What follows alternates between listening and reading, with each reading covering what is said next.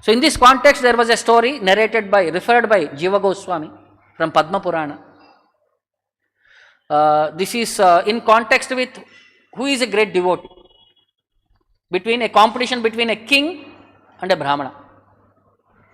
There was a king by name Chola who was ruling the Chola Desha. His capital was known as Kantipura in South Indian part. A great personality. Sincerely he wanted to serve the Lord. So because of his opulence, he was serving the Lord. One day he went to Guruvayur deity, Ananta Padmanabha. He went to the deity and he started serving the Lord. Because of his rich opulence, he had placed huge items in front of the lotus feet of the Lord. Gold, diamonds, rubies, by various things, he had decorated the lotus feet of the Lord. And he started offering prayers, all these things and all.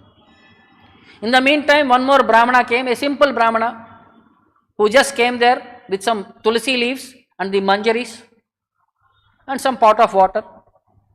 He decorated the lotus feet of the Lord with manjaris and the tulsi leaves and offered the water at the lotus feet of the Lord. And he started singing and dancing and offering prayers to the Lord. The king was sitting there, and when he saw this Brahmana came, then his entire decoration of jewels, diamonds, everything has been covered by tulsi, he became a little angry. Arey, what a opulent seva I have done. You have come with some few insignificant tulsi leaves, you have spoiled my entire area of service to the Lord. My rich decoration has been spoiled by your simple tulsi leaves. And he started scolding. Have you ever known what is bhakti? Have you ever gone have you done any tapasya, or have you done any austerities, or have you done any like that? He started scolding the Brahmana. The Brahmana also became angry. He said, do you know what is bhakti? Do you know what is devotion? Do you know what is value of tulsi? Like that, this conversation went on, and this discussion went on. At one particular point, the king challenged, today I am going to show you what is real bhakti to you. So, how Lord Vishnu will be pleased and satisfied, like that, he started commenting. At one particular point, the challenge was accepted. The king went back home and he started a sacrifice with his priest, King Mudgala. He performed a huge sacrifice. All great sages across the universe or place across the world have reached there. He performed the sacrifice in such a way that either side of the Tamarparni river was full of golden articles and sacrificial arena, and everything was so opulent. Everybody were given so much dakshina, that so much wealth. Everybody became satisfied. They all blessed the king for good auspicious returns. In the meantime, the Brahmana was staying in the temple only. So whole day he was standing in front of the Lord. He was offering prayers. He was singing, dancing. He was offering tulsi. He was following Ekadasi. He was following all the possible devotional perspectives and all. Simply staying in front of the Lord and satisfying all the service of the Lord. So like this went on for a long time. So the Brahmana one day, every day he used to cook some naivedya and he used to offer to the Lord. So when he was about to offer, after cooking, when he went for a hand wash or something like that, when he came back, he saw the pot was vanished. So since he could not offer to the Lord, he was fasting that day. So like this incident happened for 7 days. Every day he was keeping it ready. By the blink of an eye, the pot was being stolen. So he was thinking, what is happening? Who is that person who is stealing away this pot? So on the 7th day, he was waiting for an opportunity. After finishing the ready preparation, he went aside and he was staying there to see who is that person who is stealing this pot. Suddenly he saw one very thin, lean man, almost like about to pass away or something like that. A Chandala of lowest category, he was coming and stealing that pot and going away. So initially the Brahmana thought of catching him and punishing him because he was obstructing in the devotional service, offering which was meant to the Lord. But when he saw that person in such a piteous state, he became very compassionate and he thought not to persuade him. So that person, when he saw this Brahmana was watching him, he started taking that pot and running away.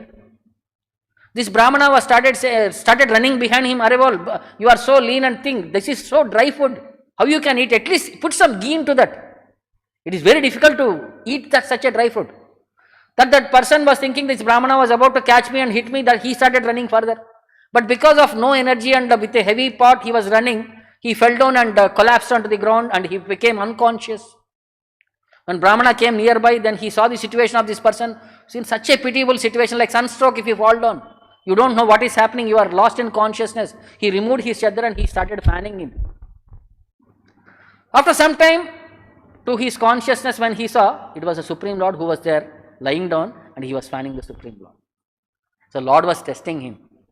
How you will respond, how you will react to the situation. When he saw the Supreme Lord, he became immediately in a submissive mode. He offered prayers, he offered obeisances, and he was in a confusion state because he did not know what to do, how to receive the Lord. He never expected. So Lord became very happy with him and he said, I have been very satisfied with your bhakti, so I am giving you an opportunity to associate with me in my eternal abode. Immediately an aeroplane came, so Lord made him sit on that aeroplane and took him to Vaikuntha. And while he was going through Vaikuntha, he was passing through the sacrifice where the king was sitting and doing that sacrifice. When that king saw that the Brahmana was going faster than him to the Vaikuntha, then he realized, my money is useless, my sacrifice is useless, my giving charity is useless. Then what is his realization? He says,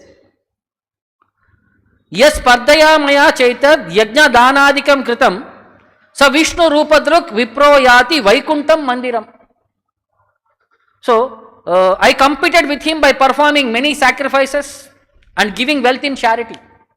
And yet it was he, the Brahmana, who attained the favor of the Lord and he went to Vaikuntha first beyond me. Tasmat danaischa yajnaischa naiva Vishnu prasidati. By dana, yajna, Lord Vishnu will never be satisfied. Bhaktireva paramam tasya nidanam darshane vibho. Bhaktireva paramam tasya. Only by bhakti, Lord will be satisfied. And he is pleased only by nidanam darshane vibho. The Lord will give his darshana for us, only by bhakti. Therefore it said, Vishnu bhaktim sitam dehi manova kaya karma bihi. So please bestow me with Vishnu bhakti, with my manasa, vacha and karmana. Iti vukta so apatad vahno sarvesham eva pashyatam. So immediately by standing before the sacrificial area, the king called it 3 times. Give me eternal engagement in your devotion, in your lotus feet. With my body, my words, by mind, by my deeds. And he started saying that. And after saying this, in that sacrificial arena where he was standing, he became an ahuti into the Lord. That Brahmana Mudgala who was standing there, he tried to pull him back by his hair. But only hair came to him. That Brahmana, that person went into the fire. But the Supreme Lord came out of the fire and bringing him outside, by seeing his sincerity, by his repentance, and that competitive spirit has all gone. Now he became a sincere, pure devotee. He blessed him also to take him to Vaikuntha. So in that way, both of them became the doorkeepers of Vaikuntha. The first person, Vishnudas, who was that Brahmana, he became known as Punya Shila, and this king of Chola became known as Shushila. So in that way, the Acharyas were also setting an example by referring these stories. The Shastras are setting these stories. So what is that perspective for us? So we have to be very humble in our endeavor. We should never think by our material appliances, by our qualifications, we can never satisfy the Lord. Only bhakti, with unconditional bhakti, can serve the Lord and be satisfied. Can the Lord be satisfied? So I'll stop here. Any questions or doubts?